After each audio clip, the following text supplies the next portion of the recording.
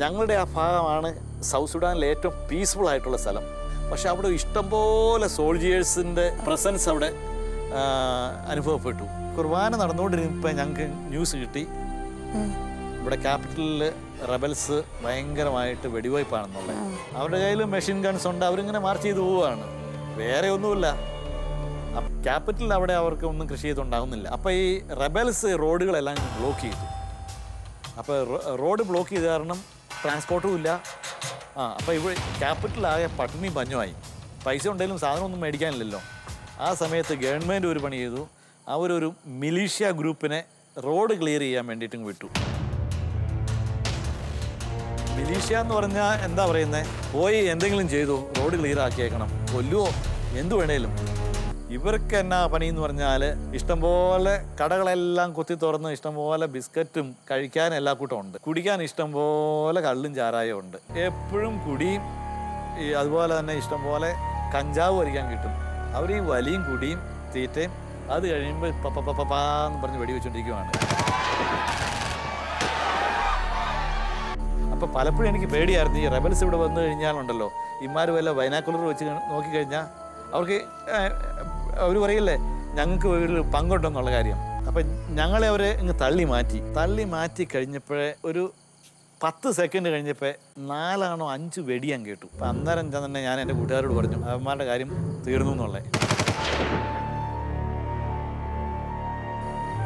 അപ്പം അത് കഴിഞ്ഞ് പിന്നെ ഞങ്ങൾക്കുണ്ടല്ലോ ഭയങ്കര പേടിയായിപ്പോയി. ഇമാരെ എന്തും ചെയ്യാൻ പഠിക്കാത്തവന്മാരാ, ഒരു കുറ്റവും ചെയ്യാത്തവരെയാണ് ഇമാർ വെടിവെച്ചേക്കുന്നുള്ള ഇതുമായി. അപ്പം 4 മണി ആയപ്പോഴത്തേനും ഞങ്ങൾ കണ്ടു ഇവരെല്ലാവരും ട്രഞ്ച് കുഴിക്കാൻ തുടങ്ങി. ഓരോരുത്തർ കുഴി കുഴിച്ച് അവർ മൊസ്കിറ്റോ നെറ്റോ ഒക്കെ വെച്ച് അതിൻ്റെ അകത്ത് അവർ തോക്കൊക്കെ ഫിറ്റ് ചെയ്ത് ഇങ്ങനെ ഇരിക്കുക. അപ്പം ഞാൻ പറഞ്ഞു ഇതെന്നാ, ഞങ്ങളിവിടെ പോയി താമസിക്കാൻ പോവുകയാണ്. പക്ഷെ അവസാനമായപ്പോൾ ഞങ്ങളുടെ ഭക്ഷണവും ഏതാണ്ട് തീർന്ന അവസ്ഥയായി, പ്രശ്നമൊട്ട് തീരുന്നുമില്ല. ഒരു പ്രകാരത്തിൽ അവിടുന്ന് ഉടനെയെങ്കിലും പുറത്തു പോകാനുള്ള ഒരു അവസ്ഥ ഉണ്ടായിരുന്നില്ല. അപ്പോൾ ഒരു ദിവസം ഒരു 3 മണി ആയപ്പോൾ ഞങ്ങൾ കണ്ടു ഇവരിങ്ങനെ ഒരു 8-10 മിലിറ്ററി വെഹിക്കിൾ പോകുന്നതും അതിൻ്റെ മധ്യത്തിൽ ഈ കമ്മീഷണറുടെ വണ്ടി പോകുന്നത് കണ്ടു. അന്നേരം തന്നെ ഞങ്ങളുടെ വണ്ടിയിൽ കയറി വണ്ടി ഓടിച്ച് അവരുടെ ഓഫീസിൽ ചെന്ന് ഞങ്ങൾ പറഞ്ഞു ഞങ്ങൾക്ക് നിങ്ങളുടെ കൂട്ടത്തിൽ ജോയിൻ ചെയ്യാനുള്ള പെർമിഷൻ ഉണ്ടെന്ന് പറഞ്ഞു. അന്നേരം പറഞ്ഞു അന്ന് ഞങ്ങൾക്ക് അറിയാം, ജോയിൻ ചെയ്തോളാം പറഞ്ഞു. അങ്ങനെയാണ് ഞങ്ങൾ യുഗാണ്ടയിൽ ചെല്ലുന്നത്.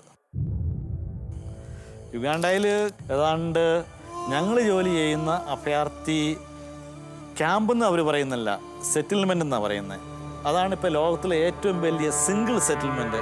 അവിടെ ഏതാണ്ട് 2,80,000 അഭയാർത്ഥികളുണ്ട് ഒരു ഒറ്റ സെറ്റിൽമെൻറ്റിൽ.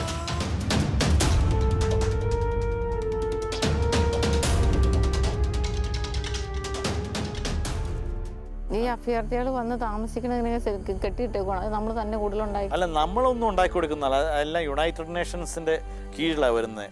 അവരുടെ കീഴിൽ ഒത്തിരി നോൺ ഗവൺമെന്റൽ ഓർഗനൈസേഷൻസ് അവരെ സഹായിക്കുന്നുണ്ട്. ഞാൻ അപ്പോൾ സൗത്ത് സുഡാനിൽ ചെയ്തുകൊണ്ടിരുന്ന മിഷൻ പ്രവർത്തനം ഞാനിപ്പോൾ അഭയാർത്ഥികളുടെ ഇടയിലാണ് ഇപ്പോൾ ചെയ്തുകൊണ്ടിരിക്കുന്നത്. ഉഗാണ്ടയിൽ ഞാനിപ്പോൾ നിൽക്കുന്നത് ബിഡി റെഫ്യൂജി സെറ്റിൽമെൻറ്റിൻ്റെ ഉള്ളിലാണ്.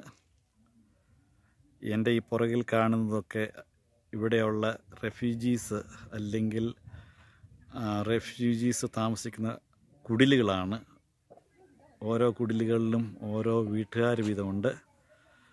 അവരുടെ അവസ്ഥ കുടിലുകൾ കണ്ടറിയാൻ പാടില്ല അവർ ജീവിക്കുന്ന അവസ്ഥ.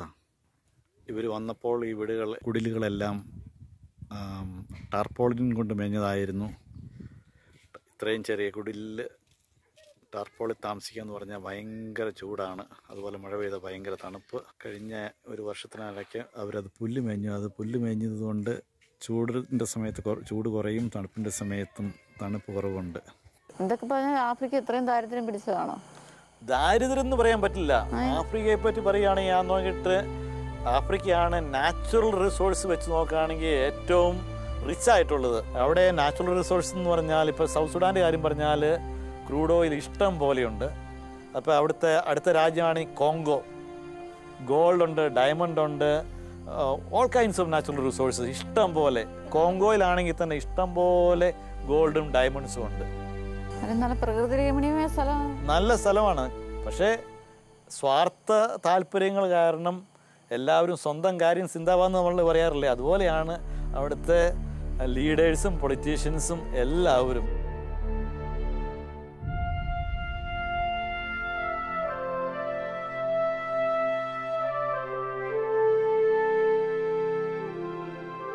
ഓ ദൈവമേ, ആഫ്രിക്കയിലെ സംഘർഷഭരിതമായ മിഷൻ ജീവിതത്തിൻ്റെ അനുഭവങ്ങൾക്കിടയിലെ ഈ ശാന്തമായ ഇടവേളയിൽ ഞാൻ ധ്യാനിക്കുമ്പോൾ അങ്ങയുടെ അത്ഭുതകരമായ ഇടപെടലുകൾ ഓരോന്നായി എൻ്റെ മനസ്സിലേക്ക് വരുന്നു. നന്ദിയോടെയാണ് ഞാൻ തിരുമുമ്പിലായിരിക്കുന്നത്. എൻ്റെ ഈ എളിയ മിഷൻ ജീവിതത്തെ ലോകത്തിന് മുമ്പിൽ വെളിപ്പെടുത്താൻ അവിടുന്ന് തന്ന ഉൾപ്രേരണയെ ഞാൻ അനുസരിച്ചു.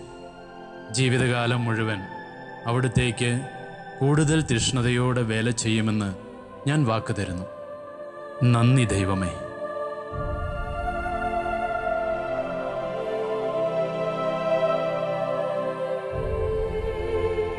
എന്നെ ഞാനാക്കാൻ വേണ്ടി ഞാനായി ഈ തീർന്ന ഈ നിമിഷത്തെ ഞാൻ പുറകോട്ട് പോകുമ്പോൾ ഈ ഇടവകയെപ്പറ്റി എനിക്ക് ഒത്തിരി ഒരു കാര്യം പറഞ്ഞാൽ അഹങ്കരിക്കാം. എന്തുകൊണ്ടെന്നാൽ ഇത് വളരെ പുരാതനമായിട്ടുള്ള ഒരു ദേവാലയമാണ്. ഇപ്പോൾ ഇതിനെ ഒരു തീർത്ഥാടന കേന്ദ്രമായിട്ട് പ്രഖ്യാപിച്ചിരിക്കുകയാണ്. അതുപോലെ തന്നെ ഞാനിവിടെ ചെറുപ്പം മുതൽ ഇവിടെ പല സോഡാലിറ്റി മിഷൻ ലീഗ് അങ്ങനെയുള്ള ഭക്ത സംഘടനകളിൽ അംഗമായിരുന്നു. എനിക്ക് തോന്നുന്നു ഏതാണ്ട് 5ാം ക്ലാസ് മുതൽ ഞാൻ ഈ ദേവാലയത്തിലെ അൾത്താര ബാല സംഘത്തിലെ ഒരു അംഗമായിരുന്നു.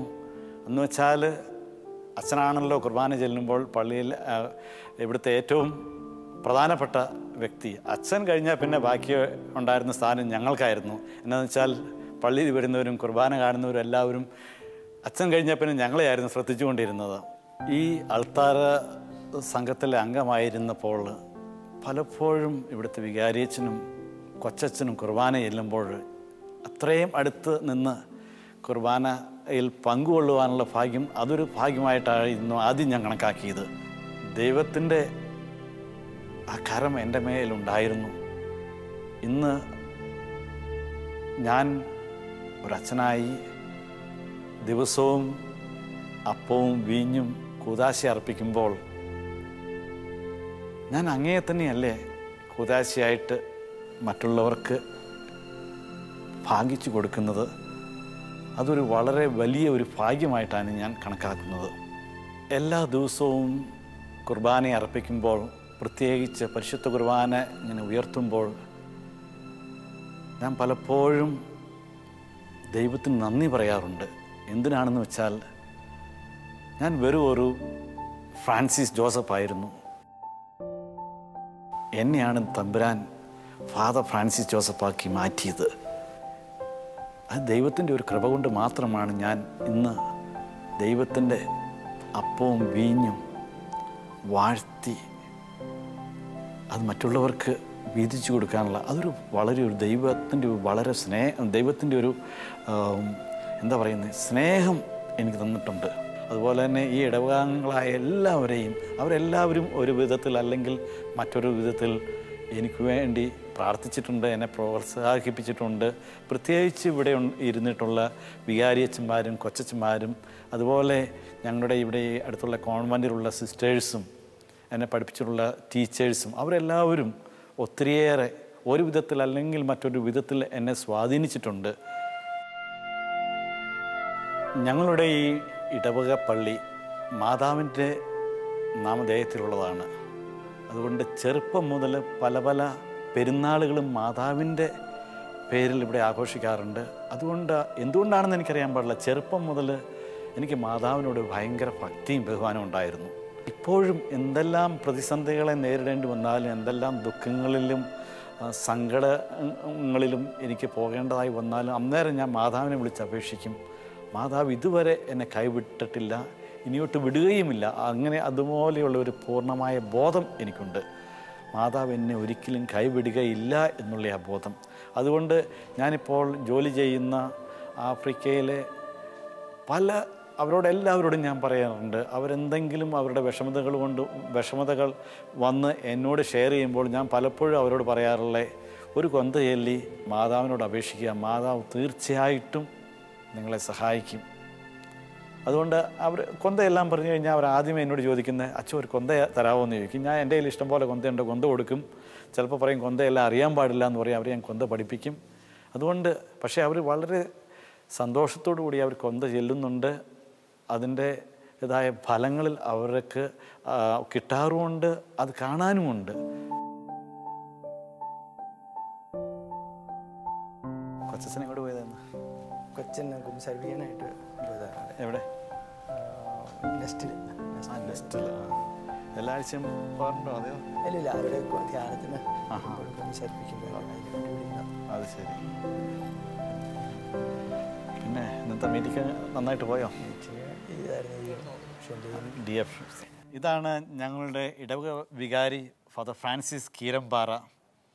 അച്ഛൻ 4-5 വർഷമായിട്ട് ഈ ഇടവക ആരക്കുഴ സെൻറ്റ് മേരീസ് ഫൊറോന പള്ളിയുടെ വികാരി അച്ഛനാണ്. അച്ഛനെ എല്ലാവർക്കും വളരെ ഇഷ്ടമാണ്. അച്ഛൻ വളരെ നല്ല ഒരു ജോലിയാണ് ഇവിടെ ചെയ്തുകൊണ്ടിരിക്കുന്നത്. ഇപ്പം നമ്മുടെ മലയക്കുരിശ് പള്ളിയിൽ പോവുകയാണെങ്കിൽ അച്ഛൻ്റെ നേതൃത്വത്തിൽ അവിടെ ചെയ്ത് കൂട്ടിയിരിക്കുന്ന കാര്യങ്ങൾ നമുക്ക് കാണാൻ സാധിക്കും. ബഹുമാനപ്പെട്ട ഫ്രാൻസിസിനെ കുറിച്ച് എനിക്കും വളരെയധികം കാര്യങ്ങൾ പറയാനുണ്ടെന്ന് പറയാം. കഴിഞ്ഞ 5 വർഷമായിട്ട് ഫ്രാൻസിസ് അച്ഛനെ അറിയാം, അച്ഛൻ്റെ കുടുംബാംഗങ്ങളെ എനിക്കറിയാം. നടുവിലെടുത്ത കുടുംബം ഈ ഇടവകയിലെ നല്ല ഒരു ദൈവഭക്തിയുള്ള ദൈവവിശ്വാസമുള്ള ഒരു കുടുംബമാണെന്ന് പറയണം. മാത്രമല്ല ദൈവവിളിയുടെ കാര്യത്തിലും നടുവിലെടുത്ത കുടുംബം വളരെ സമ്പന്നമായ ഒന്നാണ്. അച്ഛൻ്റെ തന്നെ സ്വന്തം ഇളയ സഹോദരൻ SVD സഭയിൽ ജോലി ചെയ്യുന്നു. അച്ഛൻ്റെ ഇളയ സഹോദരി ഫ്രാൻസിസ്കൻ ക്ലാരിസ് സമൂഹത്തിലെ അംഗമാണ്. മറ്റ് 3 സഹോദരന്മാർ വിവാഹ ജീവിതം നയിക്കുന്നു, ഒരു സഹോദരി കുടുംബജീവിതം നയിക്കുന്നു. നല്ല ഉത്തമ കുടുംബജീവിതം നയിക്കുന്ന സഹോദരങ്ങളാണ് അവർ. ഈ നാട്ടിലാണെങ്കിലും വളരെയധികം, ഇടവകയ്ക്കാണെങ്കിലും വളരെയധികം അഭിമാനിക്കാവുന്ന കുടുംബാംഗങ്ങൾ എന്ന് അവരെക്കുറിച്ച് പറയാനായിട്ട് സാധിക്കും. മാതാപിതാക്കന്മാർ 2 പേരും ജീവിച്ചിരിപ്പുണ്ട്. പിതാവ് വാർദ്ധക്യത്തിലെത്തി എങ്കിലും ഇടയ്ക്ക് കുമ്പസാരിപ്പിക്കുന്നതിനും കുർബാനയ്ക്ക് കൊടുക്കുന്നതിനുമായിട്ട് ഞാൻ ചെല്ലുന്ന അവസരത്തിൽ ഓർമ്മ കുറവുണ്ടെങ്കിലും അച്ഛനെ കാണുമ്പോഴുള്ള ആ ഭക്തിയും ആ താല്പര്യവും വളരെ എടുത്തു പറയേണ്ട ഒരു കാര്യമാണ്. ഓർമ്മ വളരെ കുറവുള്ള ഒരു പ്രായം എത്തിയിട്ടുണ്ട് എങ്കിൽ പോലും അച്ഛനെ കാണുമ്പോഴുള്ള ആ ഒരു പ്രത്യേകത വളരെ എടുത്തു പറയേണ്ട ഒരു കാര്യമാണ്. അമ്മയാണെങ്കിലും അതുപോലെ തന്നെ വളരെയധികം ഓർമ്മയ്ക്ക് കുഴപ്പമൊന്നുമില്ല. ഞാനെപ്പോഴും ചെല്ലുമ്പോഴാണെങ്കിലും അപ്പച്ചൻ്റെ കാര്യത്തിൽ എപ്പോഴും വളരെ ശ്രദ്ധാലുവായിട്ട് അമ്മ കൂടെയുണ്ട് എന്നുള്ളത് വളരെ എടുത്തു പറയേണ്ട ഒരു കാര്യമാണെന്ന് പറയാം. അച്ഛനെ സംബന്ധിച്ചിടത്തോളം വ്യക്തിപരമായിട്ട് പറഞ്ഞാൽ അച്ഛൻ ഞാൻ അറിയുന്നത്, ഞാനിവിടെ വരുമ്പോൾ അച്ഛൻ സൗത്ത് സുഡാനിലാണ് ജോലി ചെയ്യുന്നത്. സൗത്ത് സുഡാനിലെ ക്രൈസ്തവ കേന്ദ്രങ്ങളാണ് സൗത്ത് സുഡാനിലുണ്ട്. അവിടെ ജോലി ചെയ്യുന്ന അവസരമായിരുന്നു. ഒരു പ്രാവശ്യം ഇവിടെ അവധിക്ക് വന്നിട്ട് 1 മാസം കഴിഞ്ഞപ്പോഴേക്കും അച്ഛൻ ഓടി തിരിച്ചു വരേണ്ടി വന്നു. അപ്പോൾ എന്താ പെട്ടെന്ന് വന്നേ? അപ്പോൾ അവിടുത്തെ അച്ഛൻ പറഞ്ഞ അന്നത്തെ വാസ്തവത്തിൽ അന്ന് ചരിത്രം വളരെ ഭീകരമായതും അതേസമയത്ത് ഭീതിജനകമായ അവസ്ഥയായിരുന്നു. അച്ഛൻ അവിടെ നിന്ന് രക്ഷപ്പെട്ട് പോരേണ്ട ഒരവസ്ഥ വന്ന ഇതാണ്. അവിടുത്തെ ആഭ്യന്തര യുദ്ധം നടന്നപ്പോൾ 1 മാസം കൊണ്ട് പെട്ടെന്ന് തന്നെ അവിടെ നിന്ന് വാസ്തവത്തിൽ ദൈവാനുഗ്രഹത്താൽ രക്ഷപ്പെട്ടു പോരാനായിട്ട് സാധിച്ചതാണ്. അതിനുശേഷം 2 മാസം കഴിഞ്ഞ് 2-2.5 മാസം കഴിഞ്ഞപ്പോൾ വീണ്ടും സൗത്ത് സുഡാനിലേക്ക് പോകാൻ നിവൃത്തിയില്ലാത്തതുകൊണ്ട് ഉഗാണ്ടയിലേക്ക്, ഈ സൗത്ത് സുഡാനിൽ നിന്ന് വന്ന റെഫ്യൂജീസിൻ്റെ ശുശ്രൂഷയ്ക്ക് വേണ്ടിയിട്ട് ഉഗാണ്ടയിലേക്ക് പോകാമോ എന്ന് അച്ഛനോട് ചോദിച്ചപ്പോൾ അച്ഛൻ വളരെ സന്തോഷത്തോടു കൂടി അങ്ങോട്ട് പോവുകയും ഞാളിതുവരെ ഇപ്പോഴവിടെ അദ്ദേഹം ശുശ്രൂഷ ചെയ്യുകയും ചെയ്യുന്നു. ഞാൻ ഒരു പ്രാവശ്യം അച്ഛനെ കൊണ്ട് പള്ളിയിൽ അച്ഛൻ്റെ മിഷൻ അനുഭവം പങ്കുവയ്ക്കാനായിട്ട് പറയാനുണ്ടായി. മാത്രമല്ല ഞാൻ ഈ കാര്യം പള്ളിയിൽ പറയുകയും ചെയ്തു. അച്ഛൻ അവിടെ അനുഭവിക്കുന്ന ബുദ്ധിമുട്ടുകളും പ്രയാസങ്ങളും മിഷൻ പ്രവർത്തനത്തിൽ അച്ഛൻ്റെ തീഷ്ണതയും ഒക്കെ നിങ്ങൾ ഇതിനെക്കുറിച്ച് ആളുകളെ ബോധ്യപ്പെടുത്താനായിട്ട് ശ്രമിക്കുകയും പ്രാർത്ഥന, നിങ്ങളുടെ എല്ലാവരുടെയും പ്രാർത്ഥന ഉണ്ടാകണമെന്ന് ആളുകളോട് ആവശ്യപ്പെടുകയും ചെയ്ത് ഞാനിപ്പോൾ ഓർമ്മിക്കുകയാണ്. അച്ഛൻ ഇവിടെ വരികയാണെങ്കിൽ, പള്ളിയിൽ ഇവിടെ അവധിക്ക് വരുമ്പോഴാണെങ്കിൽ തന്നെയും ഇടവകയിലെ കാര്യങ്ങൾക്ക് എപ്പോഴും ഒരു സഹായമായിട്ട് സാധിക്കുന്ന വിധത്തിലുള്ള എല്ലാ സഹായവും ചെയ്ത് തരുന്ന വളരെ ഒരു നല്ല മനസ്സ് അച്ഛനുണ്ട് എന്ന് പറയേണ്ടിയിരിക്കുന്നു. ഈ അവസരത്തിൽ അച്ഛന് ഞാൻ എല്ലാ ഭാവുകങ്ങളും നേരുകയാണ്, ദൈവാനുഗ്രഹം പ്രാർത്ഥിക്കുകയാണ്. അച്ഛൻ്റെ മിഷൻ പ്രവർത്തനം വളരെ ഞങ്ങൾക്ക് വാസ്തവത്തിൽ ആരക്കുഴയുടെ സംബന്ധിച്ചിടത്തോളം വളരെ അഭിമാനിക്കാവുന്ന ഒരു കാര്യമാണ്. കാരണം ആരക്കുഴയിൽ നിന്ന് ധാരാളം മിഷണറിമാർ കേരളത്തിൻ്റെ പുറത്തും ഈ ഭാരതത്തിന് പുറത്തും പ്രവർത്തിക്കുന്നുണ്ട്, മിഷൻ ജോലി ചെയ്യുന്നുണ്ട്. അതിൽ വളരെ ശ്രേഷ്ഠമായ സുദീർഘമായ വിധത്തിൽ സേവനം ചെയ്യുന്ന ഒരു വ്യക്തിയാണ് ഫ്രാൻസിസ് അച്ഛൻ എന്ന കാര്യത്തിൽ എനിക്ക് അഭിമാനമുണ്ട്, സന്തോഷമുണ്ട്. ഈ അവസരത്തിൽ അച്ഛൻ എല്ലാ ഭാവങ്ങളും ദൈവാനുഗ്രഹവും നേരുന്നു. അതിൻ്റെ ശുശ്രൂഷയിൽ ഇനിയും ദൈവം സമൃദ്ധമായിട്ട് അച്ഛനോട് കൂടി ഉണ്ടായിരിക്കട്ടെ എന്ന് ആശംസിക്കുകയും ചെയ്യും. നമ്മുടെ കർത്താവ് ഈശോമിശിഹായുടെ കൃപയും പിതാവായ ദൈവത്തിൻ്റെ സ്നേഹവും പരിശുദ്ധാത്മാവിന്റെ സഹവാസവും ഉണ്ടായിരിക്കട്ടെ ഇപ്പോഴും എപ്പോഴും എന്നേക്കും. ആമേൻ. ഇടവക വികാരിയുടെ പ്രാർത്ഥനാപൂർണമായ അനുഗ്രഹം എനിക്ക് എന്നും ഒരു മുതൽക്കൂട്ടാണെന്ന് കുട്ടിക്കാലത്ത് തന്നെ ഞാൻ പഠിച്ചതാണ്. അല്ല, എൻ്റെ മാതാപിതാക്കൾ എന്നെ പഠിപ്പിച്ചതാണ്. ഞങ്ങളുടെ ഈ ആരക്കുഴ ഇടവകയുടെ അഭിമാനമാണ് ഈ കാണുന്ന പടവുകൾ ഓരോന്നും. മലയക്കുരിശിലേക്കാണ് ഈ പടവുകൾ നമ്മെ എത്തിക്കുന്നത്. കുട്ടിക്കാലത്ത് ഇതിലെ ഞാൻ ഓടിക്കയറിയതൊക്കെ ഓർമ്മയിൽ വരുന്നു. അന്ന് ഈ കാണുന്ന പടവുകളൊന്നും ഇവിടെ ഇല്ല. മനസ്സ് നിറയെ ഒരു നല്ല വൈദികനാകണമെന്ന മോഹമായിരുന്നു എനിക്ക്. ആ പ്രാർത്ഥന ദൈവം കേട്ടു. ഈ മുമ്പിൽ കാണുന്ന കുരിശിനെ പറ്റി പറയുകയാണെങ്കിൽ, ഈ മലയക്കുരിശ് മുത്തപ്പൻ്റെ അനുഗ്രഹത്തിന് വേണ്ടിയിട്ട് ഇവിടെ വരുന്ന എല്ലാവരും ഒത്തിരി പ്രാർത്ഥിച്ച് പലരും പല രീതിയിലുള്ള വ്രതങ്ങളെടുത്ത് വ്രതങ്ങൾ അനുഷ്ഠിച്ചാണ് ഇവിടെ വരുന്നത്. ഒരു ഉദാഹരണമായി പറയുകയാണെങ്കിൽ, അപ്പോൾ നമ്മളിവിടെ നിൽക്കുന്ന ഈ കുരിശ് പലപ്പോഴും ഇങ്ങനെ നേരാറുണ്ട്.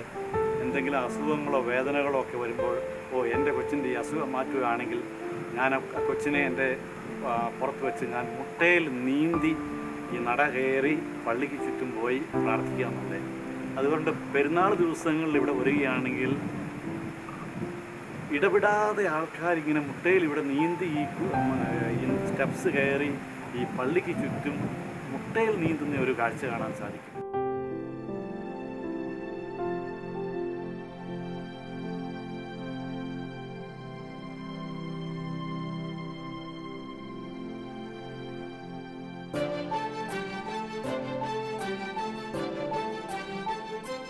ഞങ്ങളുടെ ഇടവകപ്പള്ളി സെൻറ് മേരീസ് സീറോ മലബാർ ഫൊറോന ചർച്ചിലെത്താൻ മൂവാറ്റുപുഴയിൽ നിന്ന് 6 കിലോമീറ്റർ മാത്രം യാത്ര ചെയ്താൽ മതി.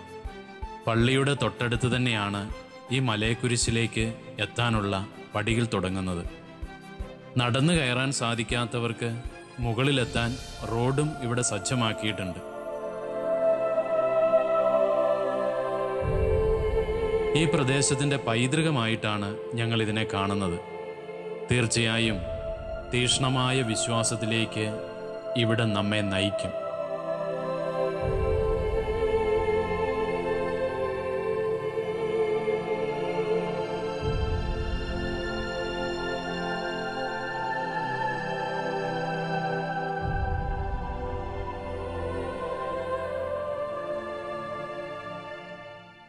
ഇപ്പം ഞാൻ ഈ നിൽക്കുന്നത് പള്ളിയുടെ പുറകിലുള്ള ഒരു കുന്നിൻ്റെ മുകളിലാണ്.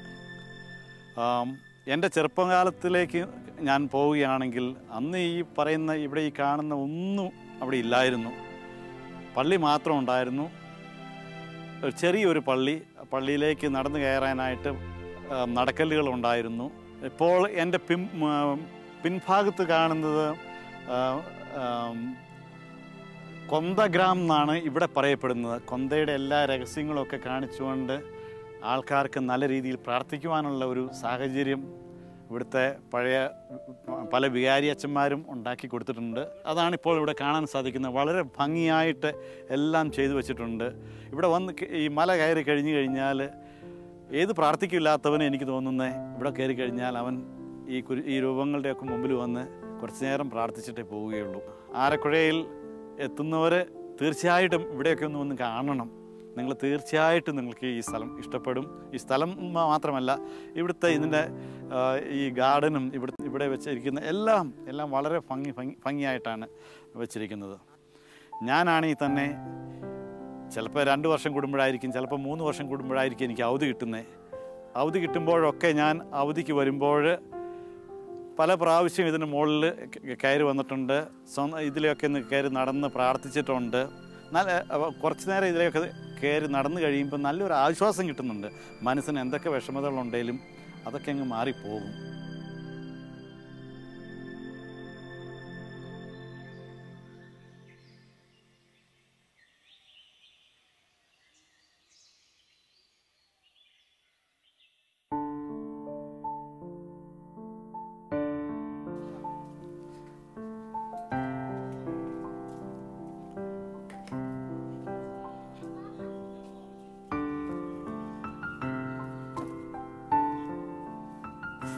ചേച്ചിയെ എന്നാലേ ഞാൻ പോയി വരട്ടെ. ഇനി 2-3 കൊല്ലം കഴിയുമ്പോൾ കാണാം കേട്ടോ. ആ ശരി എന്നാല്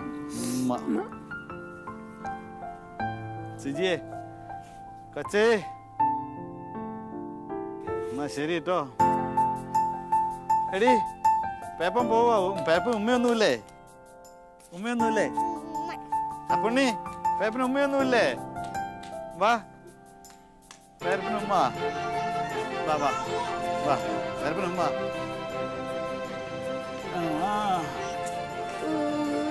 ഉമ്മ എന്നാ ടാറ്റ കേട്ടോ. എല്ലാവരോടും ടാറ്റ കേട്ടോമേ. തിരിച്ച് മിഷൻ സ്റ്റേഷനിലേക്ക് യാത്ര ചോദിച്ചിറങ്ങുമ്പോൾ ഒരിക്കലും മനസ്സ് വിഷമിക്കാറില്ല. അത്രയ്ക്ക് കൂളായിട്ടായിരിക്കും അമ്മച്ചി എന്നെ യാത്ര പറഞ്ഞു വിടാറുള്ളത്. മുന്നോട്ട് നീങ്ങിക്കഴിയുമ്പോൾ മെല്ലെ അമ്മച്ചിയുടെ കുട്ടിത്തം നിറഞ്ഞ മുഖം വാടുന്നത് ആർക്കും അറിയില്ല, ആരെയും അറിയിക്കാറുമില്ല. പക്ഷേ ഇതൊക്കെ ഞാൻ വണ്ടിയിലിരുന്ന് കാണുന്നുണ്ടെന്ന കാര്യം പാവം എൻ്റെ അമ്മച്ചി അറിയുന്നുണ്ടായിരുന്നില്ല.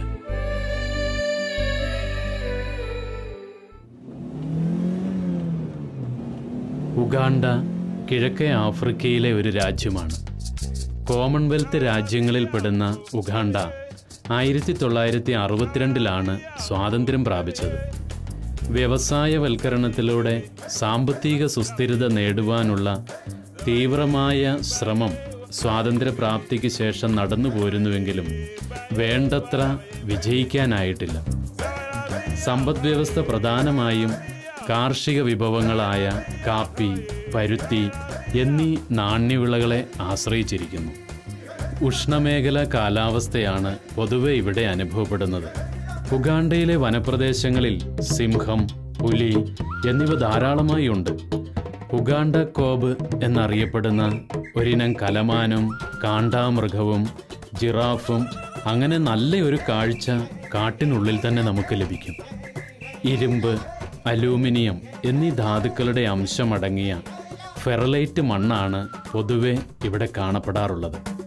പിന്നെ ചതുപ്പ് പ്രദേശങ്ങളും ചെളിപ്പരുവത്തിലുള്ള കളിമണ്ണും കാണപ്പെടുന്നുണ്ട്. നല്ല ഫലപുഷ്ടിയുള്ള മണ്ണാണിവിടെ. ഞാൻ നിങ്ങളോട് ഒരാവശ്യം അപേക്ഷിക്കുകയാണ്. ഇവിടുത്തെ ഈ പാവം ജനങ്ങൾക്ക് വേണ്ടി പ്രാർത്ഥിക്കണം.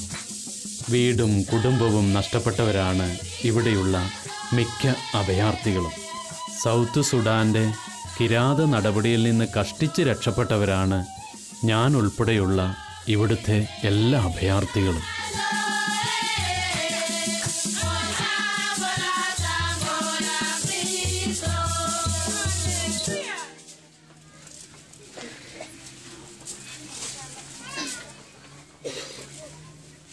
Karin timogne, kotitore, kotimolakoche aloke.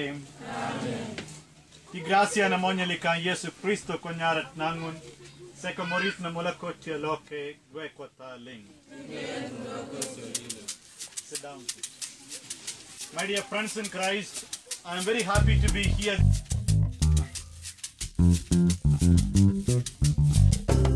ഇന്ന് ഞാൻ ഉഗാണ്ടയിലെ ഈ അഭയാർത്ഥികൾക്കൊപ്പം ജീവിതം ചിലവഴിക്കുമ്പോൾ സത്യം പറഞ്ഞാൽ എന്തെന്നില്ലാത്ത ഒരു ആത്മീയമായ ആനന്ദം എനിക്ക് ലഭിക്കുന്നുണ്ട്.